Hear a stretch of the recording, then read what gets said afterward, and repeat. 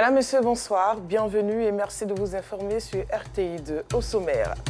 La pâtisserie n'a plus de secret pour lui. Nous irons à la découverte dans ce journal d'un surdoué de la pâtisserie nommé Souleymane. Et puis, au Sénégal, le président sortant Macky Sall a annoncé la date du 24 mars pour la présidentielle. Place au portrait du jour.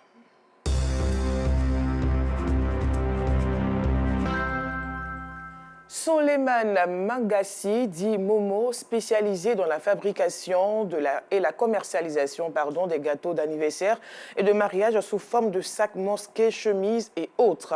Il séduit sa clientèle par ses créations. La finesse et le savoir-faire qu'il accorde à son métier l'amène toujours à accroître son chiffre d'affaires. C'est à 13 ans qu'il décide de se lancer dans ce métier où il sacrifiait ses temps libres pour se former dans le domaine de la pâtisserie.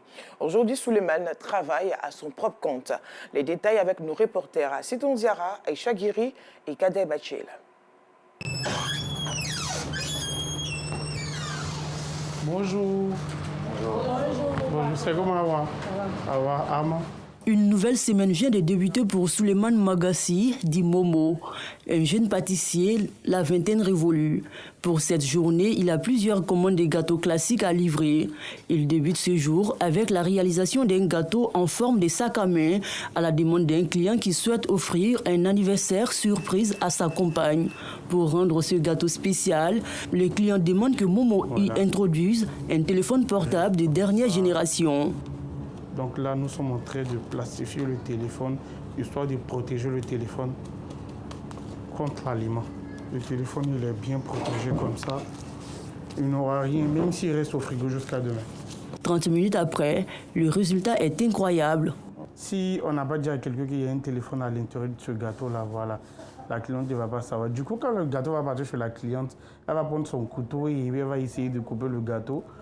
Le couteau va se bloquer au niveau de là, parce que le téléphone, il est juste au milieu là. Donc, elle va insister et puis elle va voir vraiment qu'il y a quelque chose. C'est là maintenant qu'elle va apercevoir le téléphone et puis elle va faire sortir. Après ce gâteau en forme de sac à main, Momo enchaîne la réalisation d'un second gâteau. La commande d'une cliente qui exerce dans une pharmacie de la place. Momo met en évidence le métier de cette dernière. À la base, elle avait demandé un gâteau intérieur chocolat vanille, vu que c'est l'une de nos spécialités et tout. Voilà. À l'intérieur, on a fait du chocolat au lait vanille et puis bon, on a mis la pâte à sucre sur le gâteau, habillé le gâteau en tout blanc. Elle n'a pas donné de modèle parce que généralement, c'est ce que les clients demandent avec moi. Parce qu'ils me font tellement confiance, ils disent « Momo, on ne veut pas de modèle, on aime que tu crées ». Donc elle a demandé à ce que je mette tous les médicaments qu'elle vend le plus sur son gâteau. C'est elle-même qui m'a envoyé les images. Ce pâtissier au doigt de fée a le secret des gâteaux classiques. Ses créations sont souvent impressionnantes. C'est le cas de ce gâteau à l'image d'une chemise qu'il a confectionné pour rendre hommage à la deuxième chaîne nationale ivoirienne RTI2. Après avoir achevé ses œuvres, il les expose dans cette salle.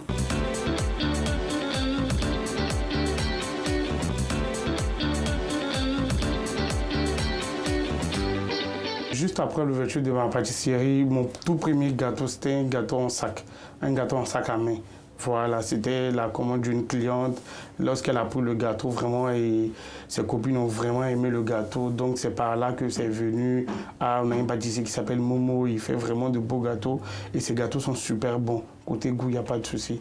Donc, c'est de là que est venu maintenant les gâteaux en maison, les gâteaux en polo. Grâce à sa créativité, Momo a su se faire une place dans le monde de la pâtisserie. Il a un bon retour de sa clientèle. Les gens me connaissaient un peu, ils savent voilà, ce que je sais faire. C'est vrai qu'en étant chez quelqu'un, on ne peut pas faire ce qu'on veut, mais à la base, c'était de sortir de ma coquille et puis faire maintenant ce que moi-même mon cœur veut. Mais le fait d'avoir fait pour moi-même m'a donné plus de notoriété que être chez quelqu'un. Créer ma propre entreprise n'a pas été chose facile dans les débuts, mais j'ai serré ceinture. Et puis bon, nous sommes là où il faut actuellement. Les différentes vidéos postées par Momo sur les réseaux sociaux lui permettent de faire de bonnes affaires. Il a eu à confectionner des gâteaux pour des artistes et des influenceurs ivoiriens. Été contacté par la tante de Kimi Makosso. Rémi Adam et son gâteau était commandé par sa danseuse. Je me suis sur les réseaux, c'est elle qui a vu, elle a dit il faut que c'est Momo qui fasse le gâteau de Rémi Adam. Donc quand j'ai fait le gâteau, moi-même je n'étais pas ami même avec Rémi Adam sur les réseaux. Du coup quand j'ai posté le vlog, il a vu le vlog et lui-même il est venu commenter pour dire qu'il a déjà mangé des gâteaux, mais ce gâteau-là, il n'avait jamais mangé de sa vie. Et c'est sur ma page. Ses créations les plus achetées sont celles en forme des tenues des forces armées. Le costume des policiers, là c'est le best. Parce que lui, j'ai fait plusieurs fois, sans même compter. Et après, on a fait pour un gendarme, c'est-à-dire tous ceux qui sont dans le corps. J'ai fait un peu de tous ceux qui sont dans le corps. Mais chacun est avec ses matricules, son nom, les couleurs. Si le policier, peut-être, il s'est trahi, il porte, ou soit si son costume s'est fait du bleu ou s'est fait du blanc. Et on prend selon la photo du costume du policier et selon ça, je reproduis textuellement et ça part. Pendant la CAN 2023, Momo a réalisé un maillot ivoirien en gâteau pour apporter son soutien à l'équipe nationale. On a vu tout ce qui s'est passé pendant la CAN et tout, donc je suis vraiment content quand la Côte d'Ivoire a passé de la quart de finale pour aller à la demi-finale. C'est de là que j'ai fait le maillot de la Côte d'Ivoire et en gâteau que j'ai posté sur mes différents réseaux et puis bon, ça a fait le buzz comme d'habitude. Dans la commune de Trècheville, à l'avenue 16, ce jeune talentueux est connu pour son savoir-faire. Pour offrir un anniversaire surprise à son professeur, Mariam n'a pas trouvé mieux ailleurs. Je suis venue acheter mon gâteau chez moi parce que le gâteau de moi est bien fait. Elle m'a beaucoup aimé, puisqu'elle ne sait pas, elle m'a aimé. Une fois les gâteaux achetés, direction son école. Mariam et ses amis éblouissent la journée de leur enseignante avec cette œuvre de Momo.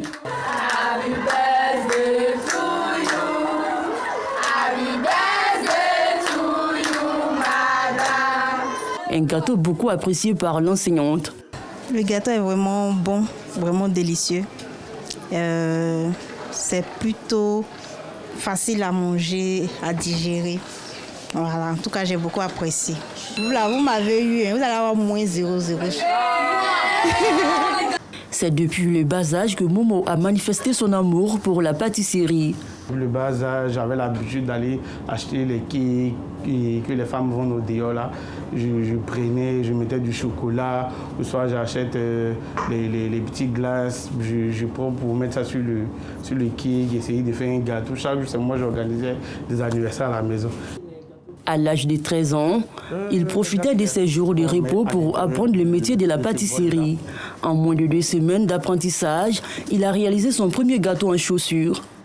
La première fois que j'ai fait un gâteau classique, c'était un gâteau en chaussures et une chaussure montante. C'est vrai que c'était pas bien ça, il y avait des failles, tout. Bon, là, j'étais un peu petit quand j'avais fait ce gâteau-là, mais au fur et à mesure, on a commencé à s'adapter et on a commencé à faire plusieurs gâteaux. On est sorti de l'ordinaire, quoi.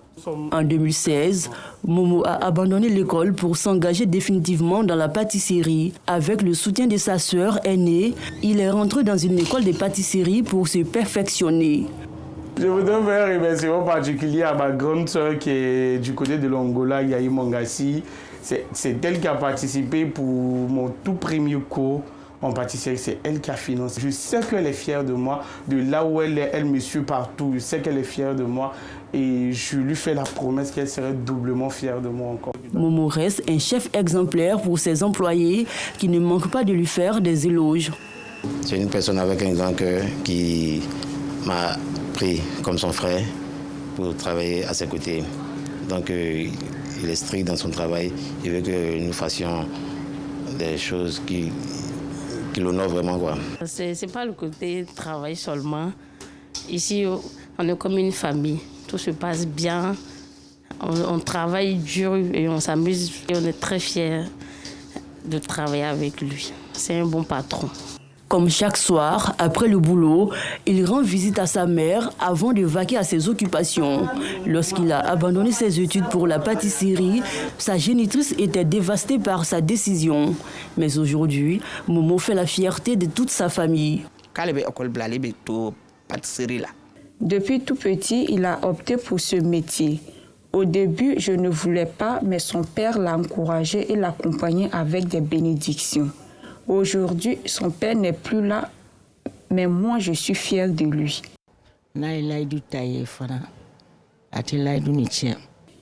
C'est un enfant respectueux qui est à l'écoute de ses parents. On prie Dieu pour qu'il l'élève dans ce métier. Nous sommes à ses côtés pour le soutenir. Momo désire ouvrir des pâtisseries dans les différentes communes du district d'Abidjan, mais également dans tous les pays d'Afrique.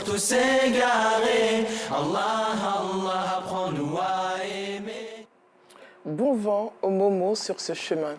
Une panne automobile ne prévient pas, elle peut survenir à tout moment. À Bobo, les jeunes mécaniciens, électriciens, auto et tauliers ont décidé de se déporter sur l'axe Carrefour sans manquer mairie d'Abobo pour proposer leurs services toutes les nuits. Nour Sangaré. À Bobo, il est 19h.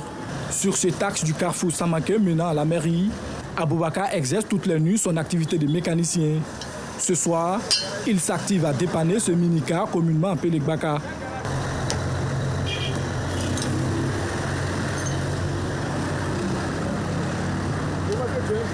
C'est ça, on se défend ici. Sinon, on a un garage, chaque soir on vient ici, on vient travailler.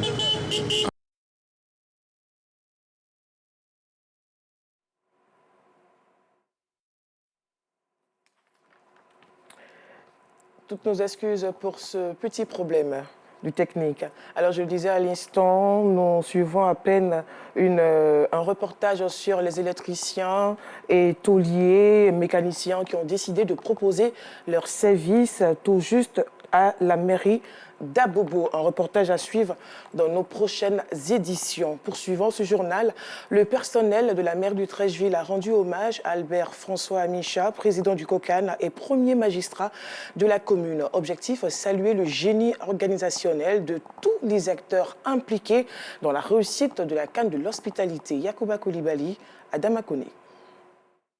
À Bobo, il est 19h. Sur cet axe du Carrefour Samaké menant à la mairie, Aboubakar exerce toutes les nuits son activité de mécanicien. Ce soir, il s'active à dépanner ce minicar communément appelé Gbaka.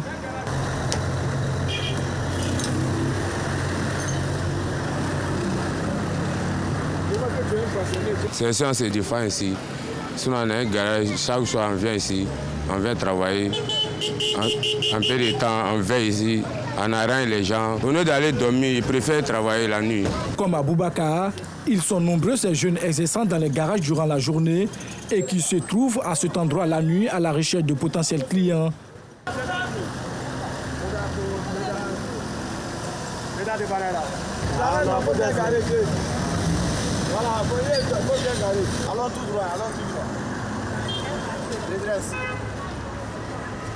Seydou est l'un d'entre eux, jeune électricien.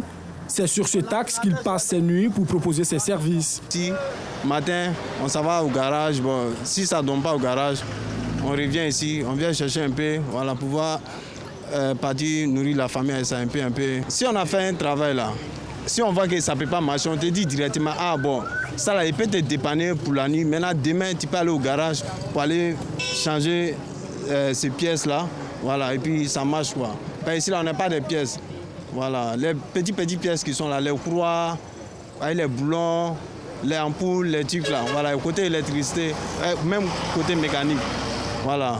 Mécanicien, électricien, taulier, bref, on trouve tout le corps de métier généralement exercé dans un garage le long de ce axe. Ici, cet homme connu sous le nom de Cissé se charge de la tôlerie. Il y a plein de baraques qui viennent, ils ont besoin de portières. Les portières où l'apprenti s'accroche dessus. Voilà, on essaie d'arranger pour qu'ils ne peuvent plus rouler matin. Il y a d'autres, ils ne peuvent pas attendre matin par le garage. À le garage, ça ne va pas les arranger. Bon, il y a plein qui viennent, ils viennent nous chercher, bon, on fait le travail, puis ils continuent à rouler. Voilà, il y a plein de taxis aussi, bon, il y a d'autres qui font les primes d'accrochage, ils ne veulent pas que le brouteur voit. Voilà, ils viennent ici, on essaie de gérer un peu, et puis ça va rouler. Ok, si le brouteur voit la voiture, il ne sera pas content. Ça risque de donner un discours. Mais si le problème est déjà réglé, ici, déjà la nuit, il peut aller garer. Grâce aux services proposés aux usagers tout le long de cet axe, ces jeunes arrivent à subvenir aux besoins de leur famille. Souvent, dans la semaine, ils peuvent me retrouver avec 25 000, 20 000, voilà. Ça dépend quoi. C'est ça, il prend pour m'occuper de ma maman, avec mes familles, tout. C'est là ça aussi, je me suis marié, non? Souvent, il peut partir 10 000, souvent, il peut partir 9 000.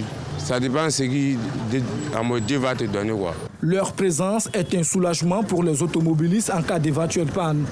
Si en panne la nuit comme ça, bon, tu vois, garage que tu vas aller, bon, s'ils ne sont pas en place, là, tu peux venir ici pour venir te dépanner, pour que tu vas travailler le matin.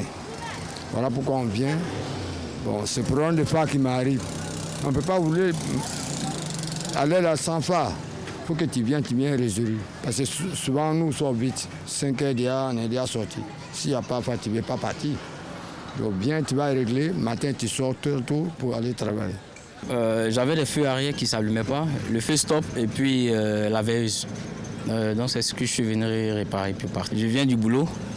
Voilà, donc comme on m'a signalé que le feu ne s'allumait pas derrière, donc j'ai profité garer ici même rapidement réparer et puis rentrer. Voilà, donc voilà pourquoi je suis. Sinon je connais ce garage. Une belle opportunité d'affaires aussi pour Salimou, vendeur des pièces détachées. Quand on fait du bien, puisque quand les gars payent les matériels, ils ont bien des mécaniciens. Quand on achète un poule, ils ont bien des électriciens. Hein? Quand on achète un courroie, ils ont besoin d'un mécanicien pour monter. Le tollé, quand les bagages les portes en panne, ils ont besoin d'un tollé pour placer les roulements. Donc c'est les deux mecs, c'est là. La panne ne prévient pas. Elle peut survenir à tout moment et ces jeunes électriciens, mécaniciens et tauliers ambulants, comme des pompiers, viennent tous les soirs à la rescousse des automobilistes. Une activité nocturne qu'ils ne comptent pas abandonner de sitôt. Elle leur permet d'arrondir leur fin de mois et bien plus. Revenons dans la commune Onzassa, je le disais à l'instant, le personnel de la mairie de Treichville a rendu hommage à Albert François Micha, président du COCAN et premier magistrat de la commune. Objectif, saluer le génie organisationnel de tous les acteurs impliqués dans la réussite de la canne de l'hospitalité. Yacouba Koulibaly. Rendre à César ce qui est à César. Cette maxime, le personnel de l'administration municipale de Treichville a voulu la respecter. Cet hommage au président du comité d'organisation de la Coupe d'Afrique des Nations, COCAN, Albert François Amicha, par ailleurs maire de la commune de Treichville, pour sa contribution constructive à la victoire des éléphants. Après avoir félicité et remercié les joueurs, les entraîneurs, toute l'équipe technique, il fallait que nous pensions aux décideurs. En premier lieu, le président Alassane Ouattara, pour son investissement personnel, le Premier ministre, pour son apport, et le premier leader de Treichville, le ministre Amicha François, qui était le président du COCAN. François Amicha dédie cette reconnaissance au premier capitaine des éléphants, le président Alassane Ouattara. La Côte d'Ivoire, il y a 13 ans, était à genoux. Aujourd'hui, la Côte d'Ivoire est debout. Parce que vous avez fait confiance à un homme, le docteur Alassane Ouattara. Une des plus grandes joies du président de la République, en s'adressant aux éléphants, il leur a dit, plus que la coupe que vous avez ramenée, vous avez réconcilié tous les Ivoiriens. Les participants ont tous manifesté leur satisfaction quant à la réussite de l'événement. Je suis particulièrement heureuse d'être ici aujourd'hui pour l'événement qui nous a tous appelés ici. Il s'agit de rendre hommage au maire Amicha. Mais tel que je connais le maire Amicha, je suis sûr que pour lui c'est un prétexte pour rendre hommage à son excellence M. Alassane Ouattara. Parce que toute la Côte d'Ivoire est témoin, toute l'Afrique l'a vu, le monde entier à travers les médias, la parfaite organisation de la CAN. Nous ne pouvons que demander au président de continuer de se mettre devant nous et nous allons toujours l'honorer, nous allons faire de telle sorte qu'il réussisse sa mission, qui pour nous est une mission. Pour faire de la 34e édition de la Coupe d'Afrique des Nations une réussite, le COCAN, chapeauté par Albert François Amicha, a apporté une contribution constructive par des sensibilisations au civisme et au fair play. L'actualité, c'est aussi les Sénégalais qui savent désormais, sauf au nouveau rebondissement, qu'ils éliront leur 5e président le 24 mars prochain. Cette annonce soulage toute une nation et permettra au pays de sortir de la crise profonde provoquée par le report de dernière minute de l'élection présidentielle. Voilà la fin de ce journal. Merci d'avoir suivi. À demain par la grâce de Dieu dans le 12h30.